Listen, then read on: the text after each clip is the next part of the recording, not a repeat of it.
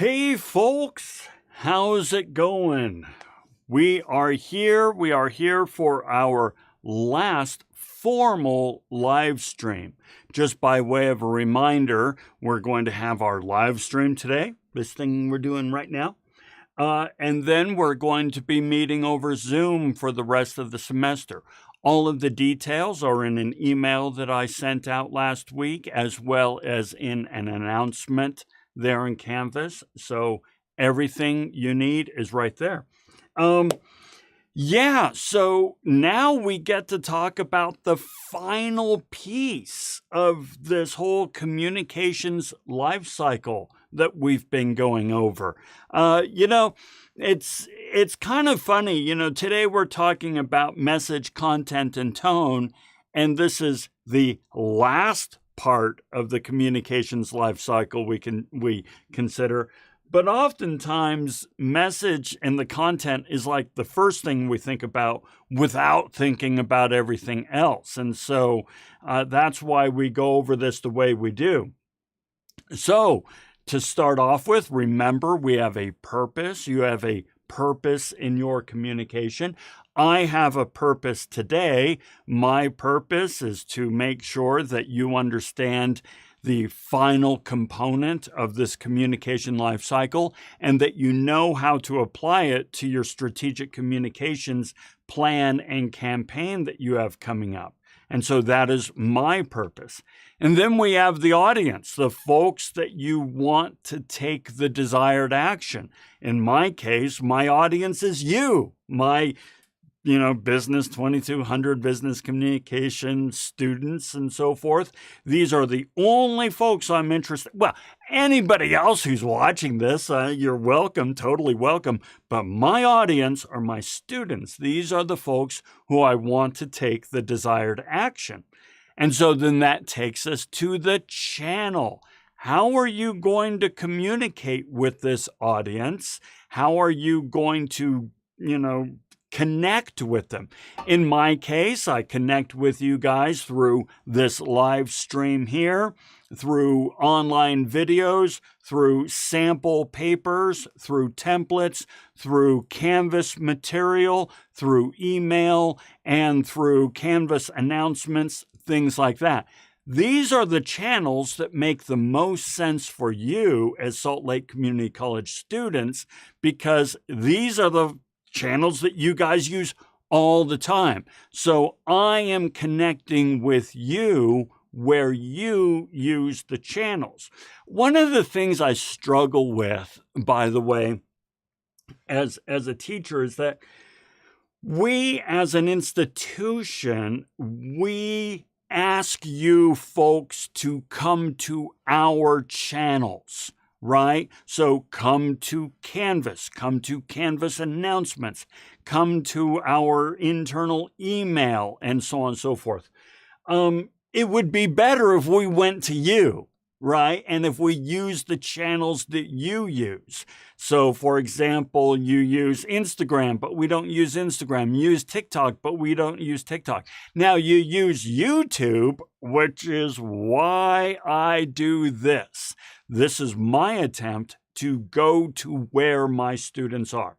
Any case, these are the channels that I've selected, and you're going to use channels as well. At the airport, wow! Well, Christopher, have a good trip. Hope everything goes fine. All right, then we've got the format. What kind of format are you going to use? Now, the channel decides the format. So for instance, I'm doing a live stream. This is one of my channels to my audience to help inform them about the strategic communications plan and how the communication lifestyle cycle goes. So what kind of format am I going to use? Well, in this particular case, I've selected to use a format that is quite common in live streams and in Twitch and things like that. So we've got ourselves a green screen here with all the no, it's over here. It's over here. All the information you need is up over here and so forth. Now I'd like to come into this view a little bit more often so I can have a little bit more of a one-on-one conversation with you, or at least the feeling of that. all of these different views and so forth, this all plays into the format. I am attempting to use a format that works for live stream. This is why I say the channel decides the format. Okay, so we've discussed all that. You know all this. You're good, right? Well, then that takes us, let's come on over here to message, content, and tone. This is when we are actually putting down words, saying words, putting on body language, and so on and so forth to communicate the message. And so this is what we are going to do today. So first of all, you got to think about, what are your messaging goals? You know, you're going to write some messages. You're going to write messages. Just right here. That's a message that I wrote. Okay. Well, what are the goals of this message? What do you want to accomplish? So we have a purpose statement, but the messaging goals get more into the details of it, right? Here's the idea. No one will ever do anything unless they know what to do, think it makes sense, and feel like it's the right thing to do. And so when we think about our messaging goals, we think about know, think, feel, and do. It's kind of in reverse order. Obviously, we start with do, but in order to do something, you need to feel like it's the right thing to do. But in order to feel like it's the right thing to do, you need to have thought about it a little bit.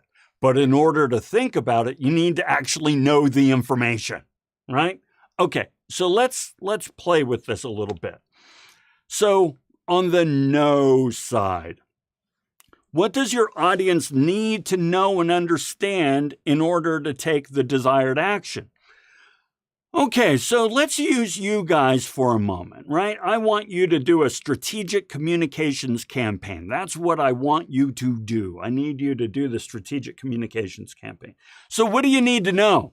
You need to know what goes into a strategic communications campaign. You need to know what are the elements of the plan. You need to know how to communicate the information in this plan. There's all kinds of things you need to know. You need to know what demographics are, what psychographics are, what context is. You need to know all these things. So this is the first step of helping your audience eventually take action. So that's what this whole course has been about, you knowing these things. Okay, you know them. I know you know them. You know them. So then what I need you to do, and what you need your audience to do, is then think about these things, right? What do you want your audience to think when exposed to these messaging, the messages? Well, I hope you've thought things like, actually, this looks like it could be kind of useful. Lon said that this was a strategic communications plan format that he used at Intel and eBay and friends of his use at Adobe. So it's not just an academic exercise. Probably good to learn these things. I probably need to do well in order to do well in the class. So it makes sense for me to learn these things and apply them. I also think I need to work with other team members to make this happen. I understand I have to give some updates here and there, so it sort of makes some sense for me to work with the team and make sure that we're doing well. These are all things I want you to think, okay? Because eventually then you need to get to feel. This one is important because no action was ever taken without first being precipitated by a feeling that this is a good idea, right? What does your audience need to feel in order to be motivated to take the desired action? So, for example, let's use these points for a moment, okay? You know, let's go back just a moment and we'll use these points. So you know what these light bulbs are. You know what they are. When you give a comment, you get a light bulb, this adds extra credit. You know what it is. You think, I want you to think this will help my grade. I probably ought to do it. It's not a bad idea to have some extra points in the coffers, if you will, to build a little buffer at the end of the semester. I feel really good when I get some extra credit points and I'm less stressed about assignments. I feel good when I see these light bulbs turn on.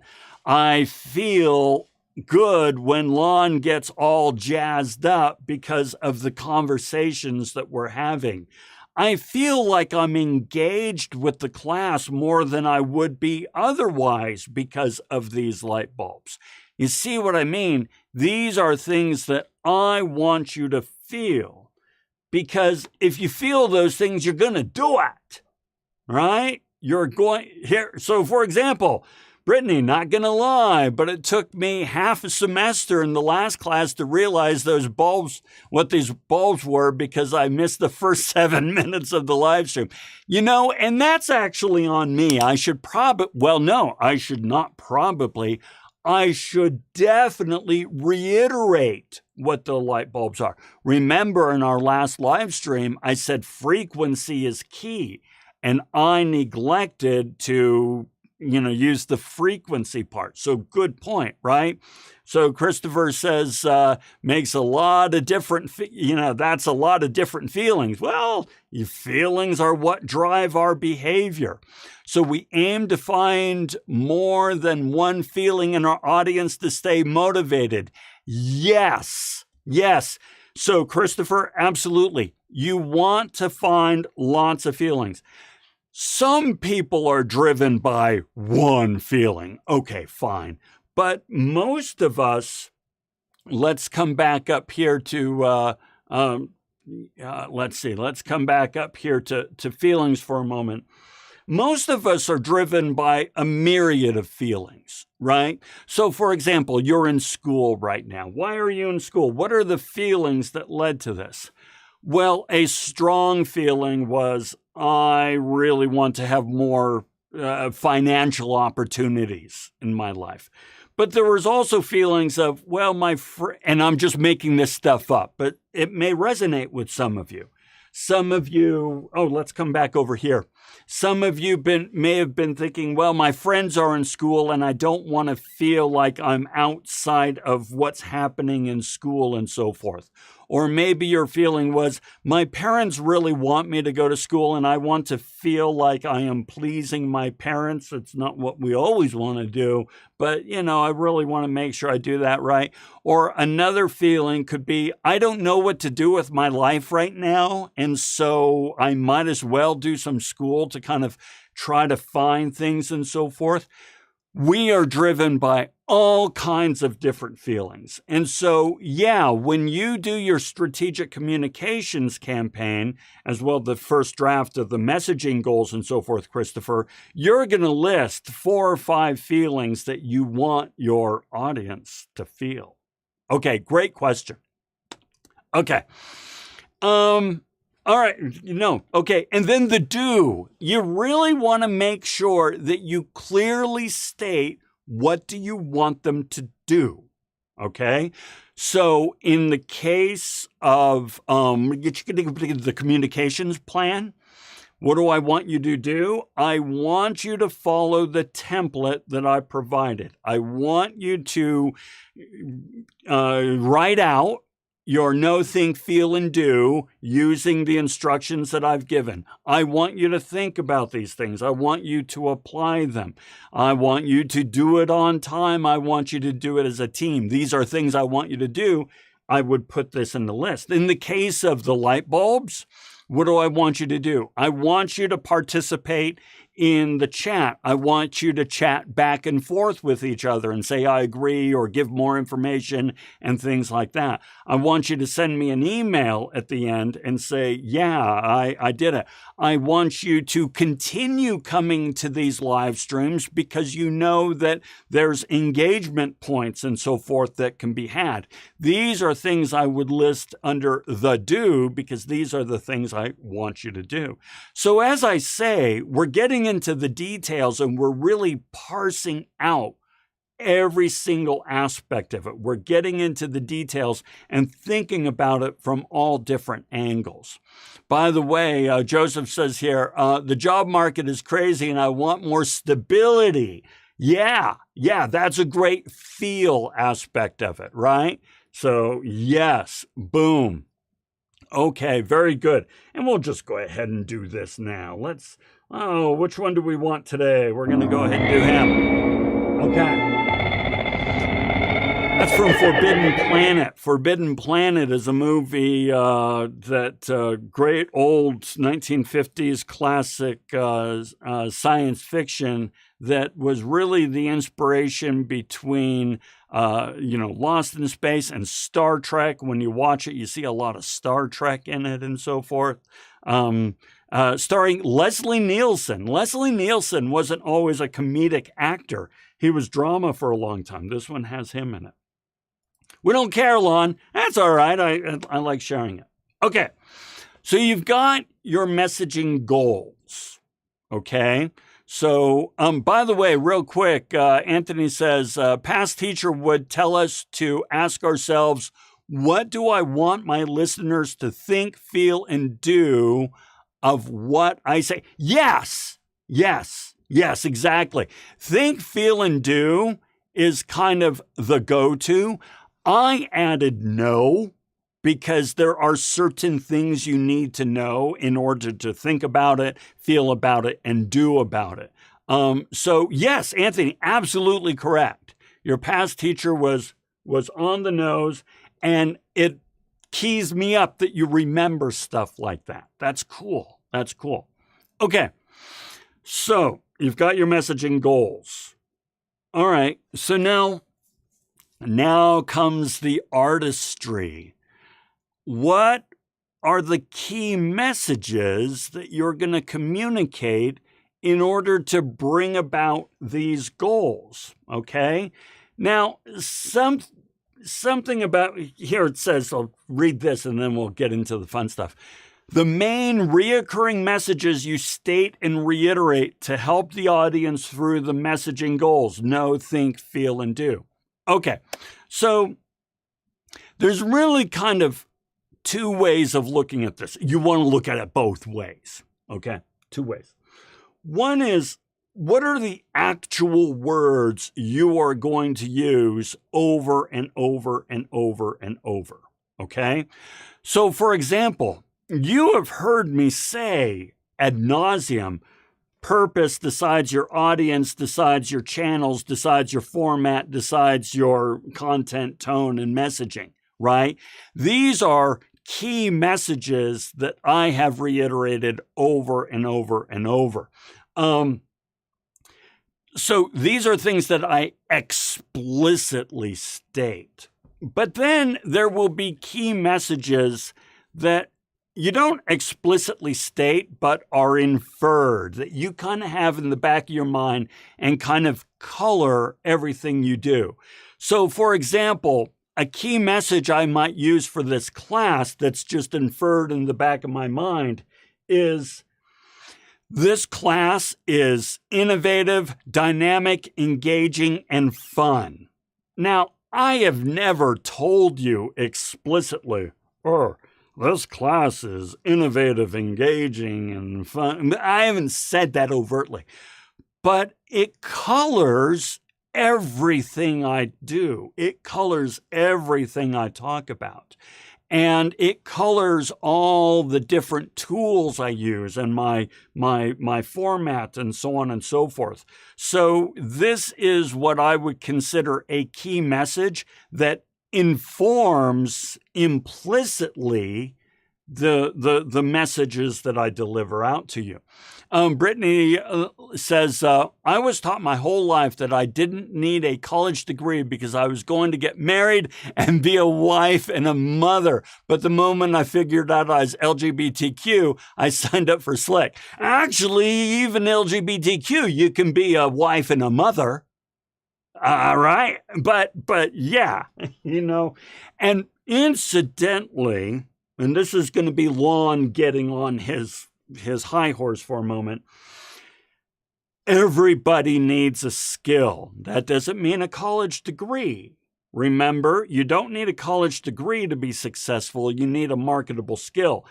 And a wife/mother needs a marketable skill. Everybody should have the opportunity to express themselves and to create and to provide value, either for themselves for fun, just to self-actualize, or in the event of a divorce or a passing away of a spouse or something like that. So, yeah, everybody should have a skill. So I'm glad you're in school, regardless of what you're going to do. Hang on, let's get a light bulb out there for you. Sarah says, it seems like more people are making more money in trades nowadays. Actually, that is not a seam. That is statistically correct, Sarah. So what's happening is all the baby boomers were in the trades. They were your electricians, your plumbers, your construction, your engineers, your mechanics, your machinists, all these folks, right? These were the baby boomers. Well, then my generation came along, Gen X, and we were taught, I'm sorry, but we were taught to look down on the trades. We're like, well, that's why we have trade schools. The world needs ditch diggers too. But what you really need to go into is a white collar job. And so not only did a whole generation undervalue the trades, but our whole education system undervalued the trades. There were fewer and fewer shop classes. There were fewer and fewer trade schools. It was kind of stigmatized to go in, which means now that all the baby boomers are passing away or retiring, there's nobody in the trades anymore, which is why you can make mega bucks in the trades right now. And if you go into white collar, you'll earn a good living, but it's a longer, harder road. So yeah, just good point. Brittany, regarding, marriage and so on and so forth, I can, but in the capacity of the religion my family expects. Yeah, that's true. Different families, different religious traditions and so forth. Marriage means a different thing to different people and so forth. So I totally get it. My family is in the same boat. I get it. Yeah, machinist. Yes, that's right. Joseph is a machinist, everyone. So, I'm going to go ahead and dox you. Dice Drummer 88 is Joseph, and he's a machinist, and he does some pretty cool stuff. He's shown me what he's done before. I'm guilty of having the attitude toward blue-collar worker. Now that I'm learning to be a machinist, I wish I had done it years ago. It's so true, everyone. So, there's a really good book out there that changed my complete worldview toward the blue collar. The book is called Shop Class as Soulcraft. Yeah, Shop Class as Soulcraft. And it's written by like a double PhD who was in a think tank who says, actually, it's as a machinist that I get most of my world experience. This is the good stuff. So really, really good stuff. Are trades only the manual labor jobs? Well, it depends on what you call manual labor. We're going to just go on this for a moment. I'm sorry, but we're just going to talk about this for a moment. Let's say, for example, my wife, okay? My wife is an X-ray tech. So whenever you go to a hospital and you get an X-ray, that's what an X-ray tech does, right? Well, manual labor in that she has to set up the machine, position you, and so forth, and then she pushes a button and, so on and so forth. So that's not the same as like, digging a foundation.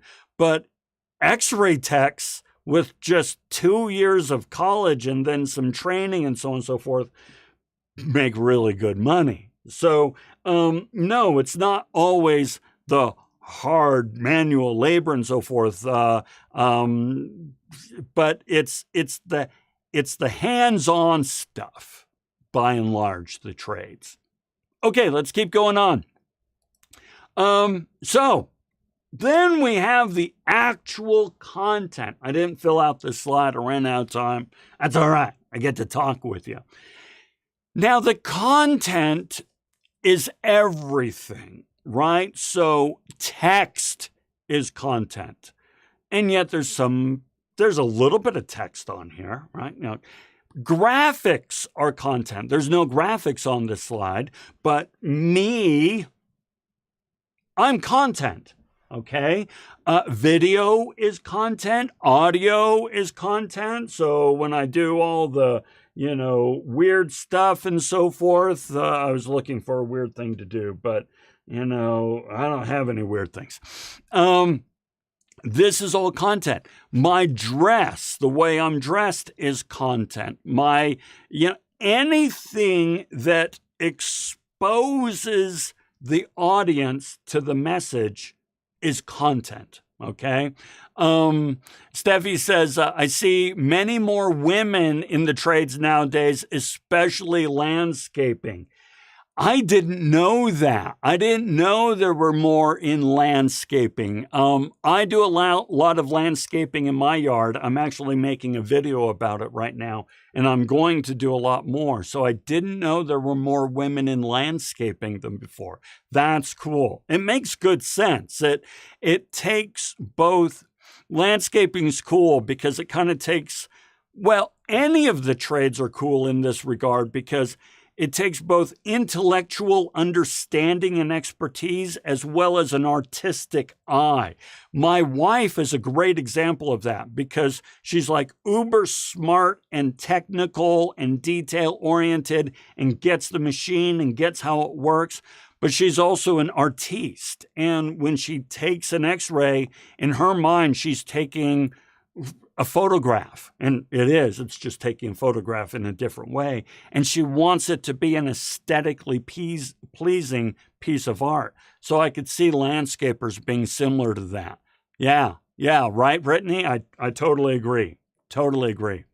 Okay, so when you are making your content, remember every single aspect that is customer facing, that is audience facing, is content. That includes the body language, and that includes tone.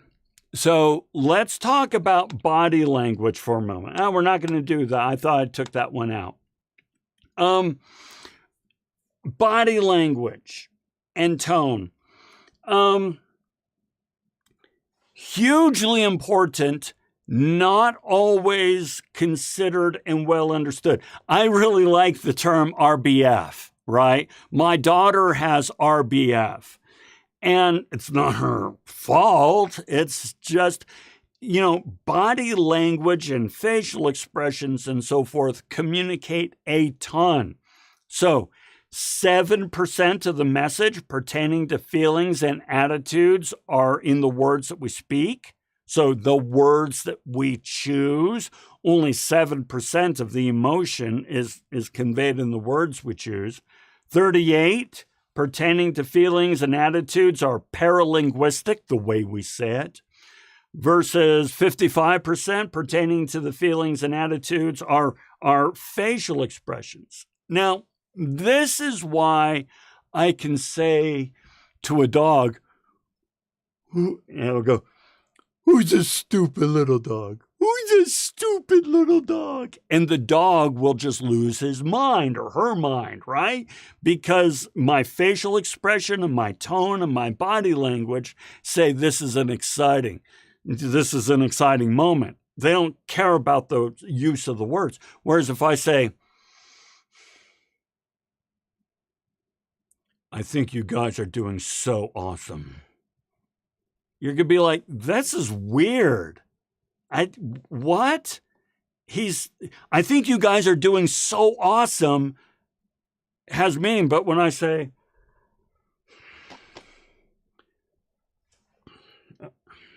I think you guys are doing so awesome,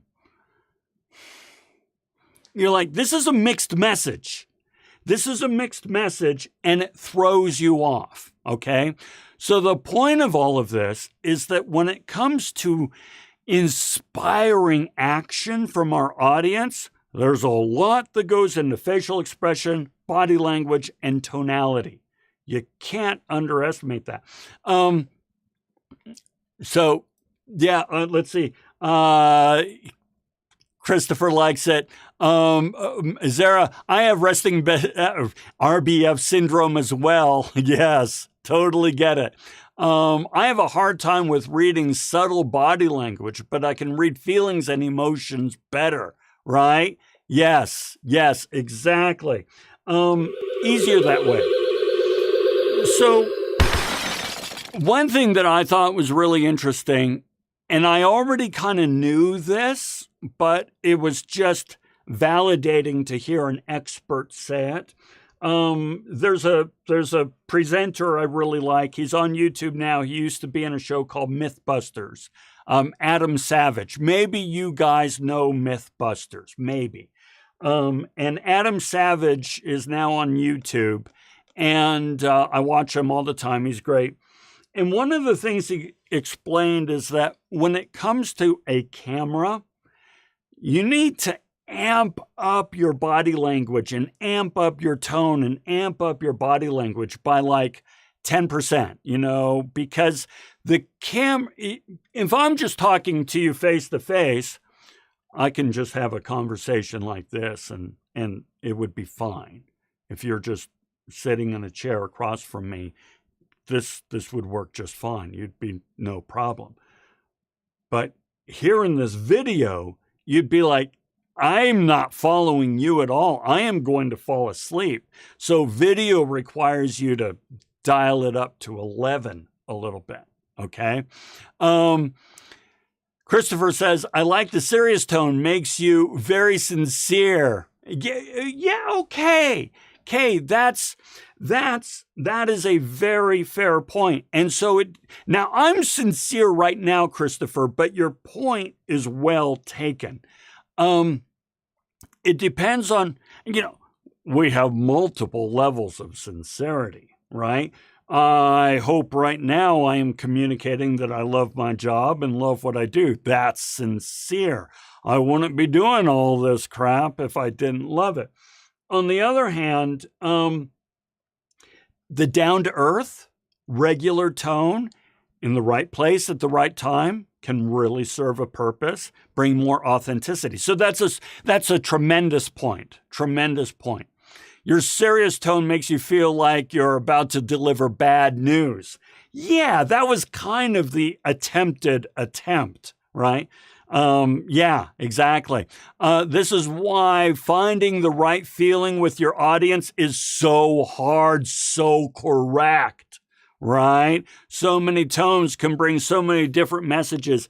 Oh my gosh. Yes. Right. It's so, okay. And maybe you guys saw the video, right? There's one time when my wife was watching the video when I was first learning to do this, right? And she says, you look a little psycho. And it's like, oh, I'm just trying to bring energy. And then the next time I dialed back the energy and she's like, you look bored. And it's like, what am I supposed to do? Right? So I found a happy medium. It's really tough. Don't think for a moment that anything we talk about in this class is easy. Okay? There are PhD CEOs out there who still struggle with this. So don't think that this is just a little quick sort of, required for credit, community college concept and whatever. This is tough stuff. Okay? Yeah, she is. She is a delight. She's only been on a couple of times. She's going to be in this next video a little bit more. Different video, different channel. Okay, let's keep going. Okay.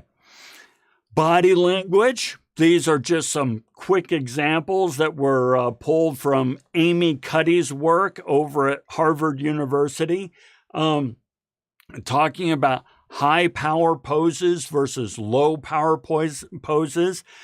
I won't go into detail on this. If you are interested in learning how to be a better presenter, when you're presenting at work and yada, yada, yada, or on a YouTube video, I invite you to look up. Oh, I almost threw my mouse across. Hang on.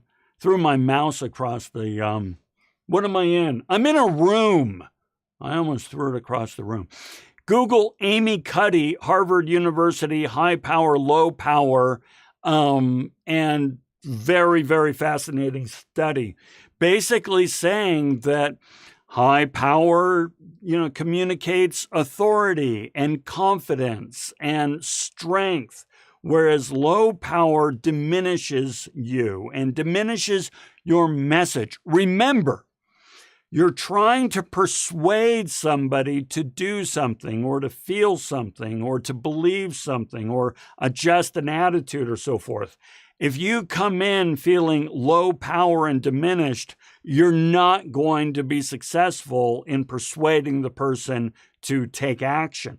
Whereas if you come forth strong, confident, assertive, not asshole, you can be strong, assertive, and confident and still be approachable. This is what you want. This is what will open people up to taking the action that you're hoping they will. Okay, let's keep going. We're going to now talk about business speak. All right. We're going to run through this fairly quick. Not because I'm not interested in the topic. This is one of my favorite topics on earth. However, we have a video on this that you've probably already watched, but you've already watched it more toward the beginning of the semester.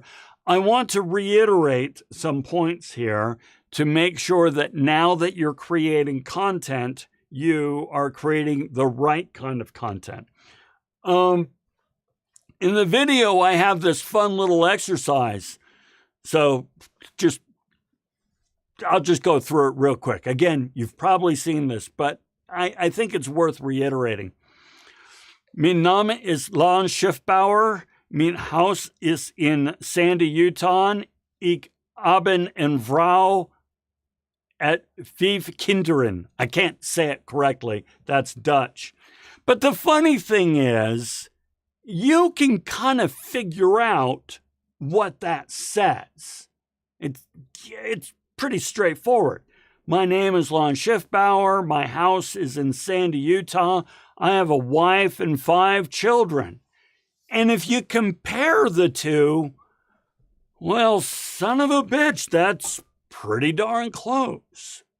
So the fascinating thing is, you probably don't speak Dutch, but you can figure out Dutch. And yet, the example I like to give, so a contracting firm, lost at the last sentence, I kind of feel, okay, ich habe, I have, Frau is close to Frau in German, and Frau, most people kind of know Frau as wife. 5 doesn't look, but Kinderen looks like the word for kindergarten. So you can kind of figure it out. But again, it's Dutch. It's just a fun example. Whereas I was working at a company a while back where a contracting firm was putting together a proposal to create an internal website.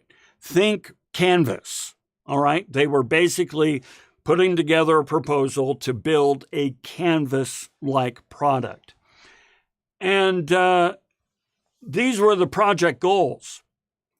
Use a constituent-centric design approach with early input from business consumers using design thinking best practices to help inform user needs and expectations. Now, folks, just so you know, that's English. What's it say? Well, I maintain that what it is saying is, ask users what they need, then design a great site around those needs. So this is an example of business speak. Is it though? I mean, what does it mean? I mean, that's what I think is more or less the gist. Use a constituent-centric design approach, meaning we're going to design around the user with early input from business consumers, meaning we're going to ask them what they want. Using design thinking best practices, we're going to use methods of designing that work well to help inform user needs and expectations. What? Now, here's the point, though, Brittany. This was a 26-page document, single-spaced. 26-page document, single-spaced with crap like this. You know, initial content, I'm reading the bottom, I'm reading this one right here. Initial content strategy to be detailed in the next phase, including a description of the desired content operating model, a high level of disposition on existing HR content, and definition of project content solution capabilities in support of the envisioned HR experience. I am offended that I have to read that, let alone 26 pages of it, right? Brittany, why must it be written in a way where it must be translated and understood exactly? Exactly. This is the problem with business speak, okay? Now, I'm going to talk about business speak. By the way, don't report me to the thought police. I am reporting out on published works and articles. One article here on the reception and detection of pseudo-profound bullshit, and then the book is on bullshit. Okay, so yeah, there you go. So what's BS? BS is something that isn't so much false as it is phony. Something that is designed to impress, but that was constructed absent direct concern for the truth. Although it is produced without concern for the truth, it need not be false.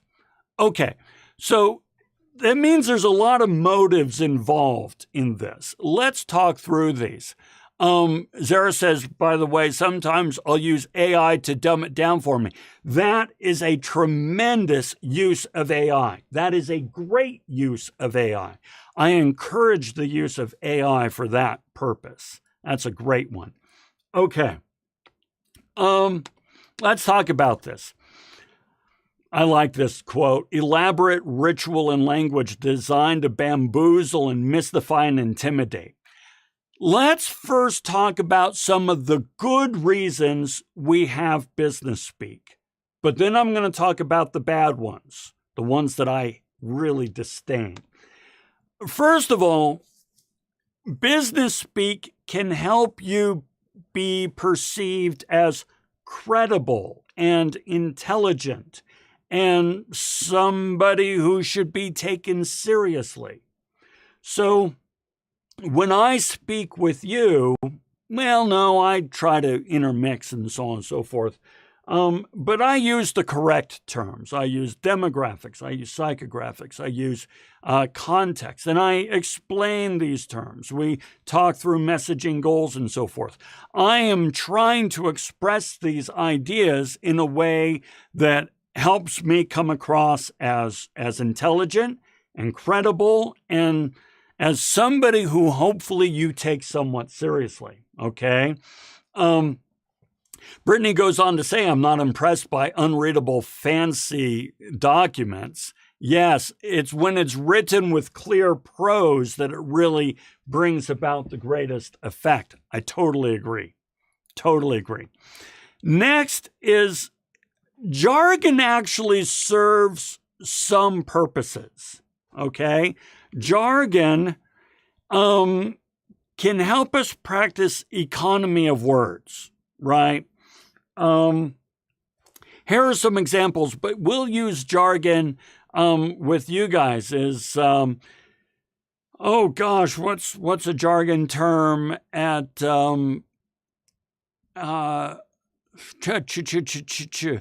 okay, I posted an announcement. Now, somebody outside of Canvas, outside of Salt Lake Community College, if I say I posted an announcement, they'd be like, I don't know what you mean. What do you mean you posted an announcement? Whereas you guys, you immediately know what posted an announcement means, right? If I were to say, hey, but, there's the assignment's due on Tuesday, it's open till Thursday. You know what that means because we've explained it, we've gone over it, and so, you're all set there, right? If somebody says, hey, why are you taking Business 2200? You say, well, it's a CM credit. What do you mean it's a CM credit? Well, that's a piece of jargon that you and I and your advisors and so forth understand because, all right, CM credit. If somebody doesn't know what a CM credit is, you need to explain all this stuff, right? So jargon does serve a purpose.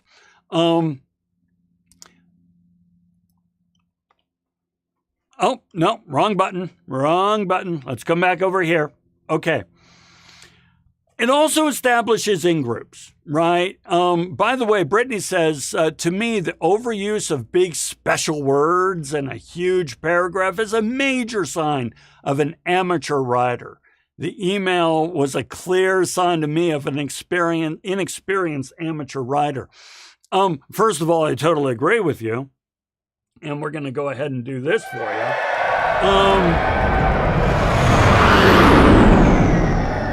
But we'll talk in a moment about why people do this. It's not necessarily because they're an amateur. There might be other reasons as well. Let's go through those. Let's talk about the reasons why people use business speak, the reasons that are problematic. One is to obfuscate. And I use that word intentionally because the word obfuscate in and of itself obfuscates. This means to render obscure, unclear, or unintelligible. To hide bad information in plain sight. So if you have some bad information, bad news to deliver, you can shroud it in fancy, flowery, difficult to understand, impenetrable language, and people won't quite process what you just said. Okay? So this is where terms like, well, the company has gone through, is going through a market repositioning, which may entail some degree of resource reallocation. What does that mean? It means we're losing market share and we're going to fire people. We're going to lay people off, right? So to kind of render obscure bad news. Another reason, some ways you can do this, by the way, is you can weaponize boredom. Weaponized boredom is what I mean. What I mean when I say weaponized boredom is if I don't want you to pay attention, then I will just do this. I don't want you to pay attention, so I just say, so today we are going to talk about the differences between psychographics and demographics and how one brings about greater illumination to the previous. In the case of demographics, if I were to go on and do that, you would fall asleep so dang quickly. And maybe that's what I want you to do, because I don't want you to process the news that I am about to give you. By the way, we didn't get this. So this is what I mean by weaponizing boredom, right, Joseph? Asleep already. Problem is, most, Christopher, a lot of people do this in classes anyway. I get it. This is why this is tricky stuff. I've had monotone teachers before. I'd fall asleep all the time. You need the enthusiasm to learn. Absolutely. You want your audience to be motivated. Exactly. Okay. Another way people do this is intimidate. Big fancy language is often used as a way to assert authority, to intimidate, right? Okay, so I'll tell you a story. So I was serving on a committee to put together the international and global requirement. Okay, for graduation, you need IG credits, international, global, that sort of thing, right? And this was a new thing. So I was on this committee. Now, the reason I'm on the committee is you have to serve on committees now and again, but a couple reasons, folks. I'm educated. I've got an MBA. I have a PhD. I've worked globally. I've lived in 5 countries. I've visited with work 16 countries. I speak 3 languages. I kind of know global international stuff. Okay, right? Well, I'm on this committee, and they keep talking about, well, the students need to provide artifacts. Students need to provide artifacts. It's jargon. And I said, and they're putting this in the syllabus for adjunct professors. And I said, whoa, hold on. What is an artifact? What do we mean when we say artifact? And they said, well, they kind of looked at me funny, first of all. And they said, well, when a student creates an assignment, that's an artifact. It demonstrates that they understand the concepts being taught, and the test or the paper or the reflection is an artifact, evidence that they've learned the stuff. And I said, well, why don't we just call them assignments instead of artifacts? Maybe a professor wouldn't know. And one of them turned to me and said, well, if somebody doesn't know what an artifact is, maybe they shouldn't be teaching the class. Well, I didn't respond the way I wanted to.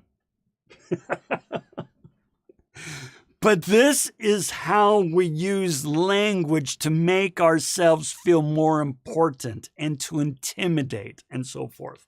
And now Zeri says, how would we intimidate if we don't understand anything they're saying? Maybe they don't want you to ask. I'll show you what I mean. Speak as though the content is self-evident and incontrovertibly true. That way you don't challenge it. Here's the thing, Zara. If I say something using flowery, flamboyant, overly vitriolic language like that, you're not going to say, wait, hold on, I don't understand, because you don't want to be perceived as the person who doesn't understand. Now, in my case, when I said, what the hell's an artifact? I'm confident enough in myself that I can say, whoa, what's an artifact? And to have, well, if you don't know what an artifact is, maybe you shouldn't be teaching. Well, maybe you should go step in front of a bus on the freeway, right? I'm confident enough that I can say, I don't understand that. But when you're a CEO and you're talking to people, and not many people are going to raise their hand and say, I don't understand that. They use this as a weapon. Yeah, right? Brittany, to me, an artifact is archaeology, right? Yeah. Edumacated. That's my favorite word, by the way. I love to, it's not a real word.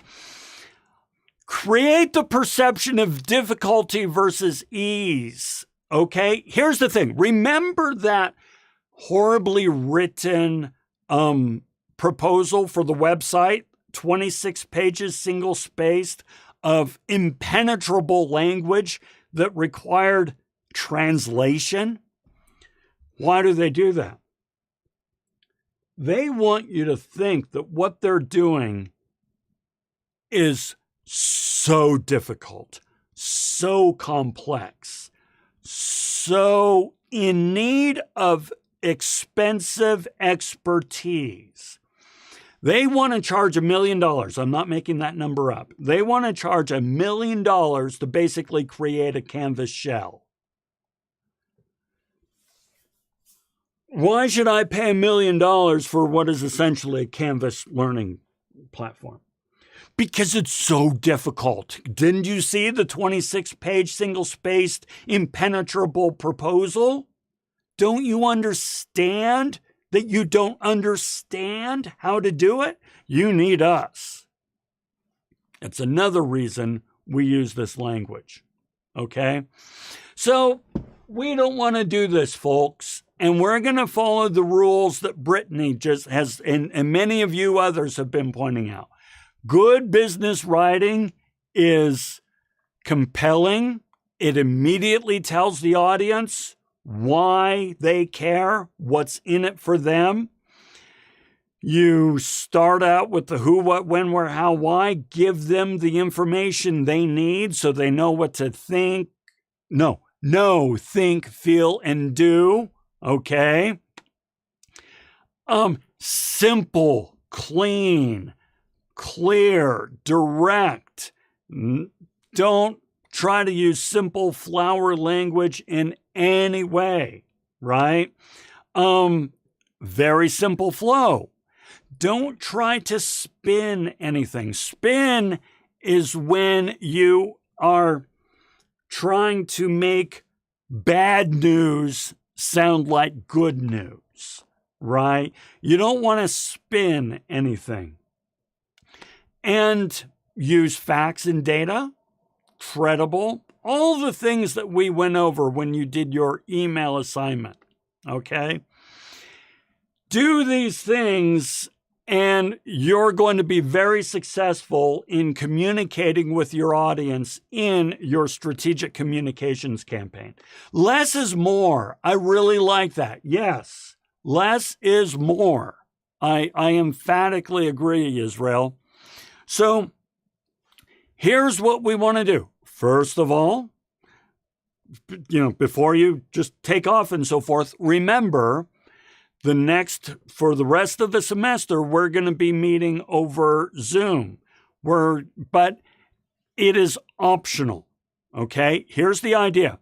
You guys need to finish your plan and your campaign, the deliverables. You need to finish that and your presentation. I want to give you this time to work on these things. If we were meeting in a live in-person class in a classroom, I would be sitting in the class and you would be coming in doing it all together. I'm giving you this as lab time, a writing lab, as I call it.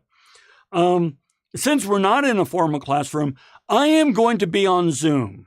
I will be on Zoom, but you don't need to come in on Zoom with me unless you have a question or need clarification or need my help on anything in any way whatsoever. I will be here on Zoom. You guys, on the other hand, you can use the time however you like. You can meet as a team. You can collaborate as a team. You can work individually on the parts of the of the final project that have been assigned to you. It's yours to use as you will. This is for the next 3 weeks. The 4th week, we're going to do a feedback session. I will send you more information on that as we get closer, but the 4th week, we'll all come back together again, okay? And as always, please do me a favor, send me an email. Let me know you were here and participated. We had really good participation today. I loved it. So I deeply appreciate that.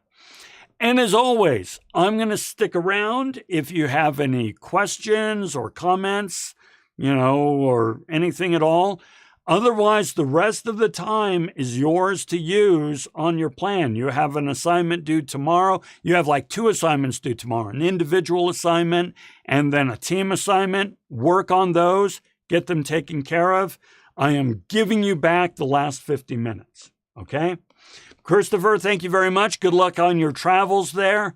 And anyone else, if you have any questions, stick around. Otherwise, have a great week. Zara, thank you very much. Appreciate it. There are 4 assignments due tomorrow. Okay. One of them I think I waived, but yeah, get on to them. We'll see you later.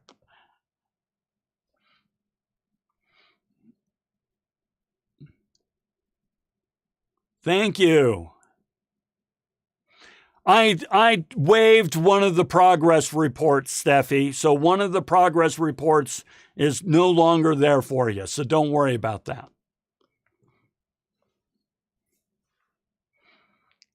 Ie, do itashimashite.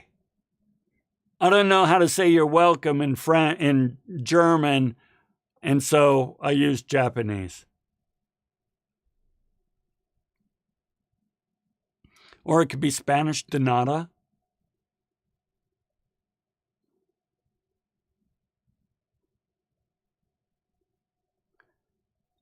Don't worry about it, Brittany.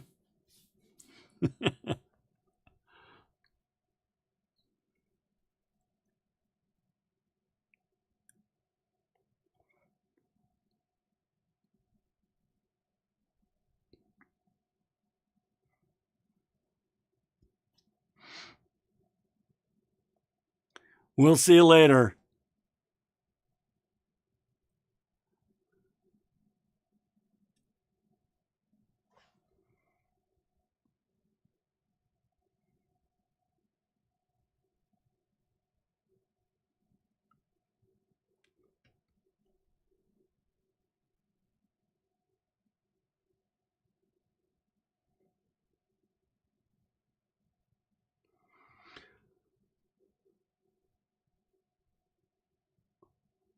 All right, well, I see people dropping off and I don't see any more questions coming up, so I'm going to go ahead and sign off. Have a great week and we'll see you later. Bye-bye.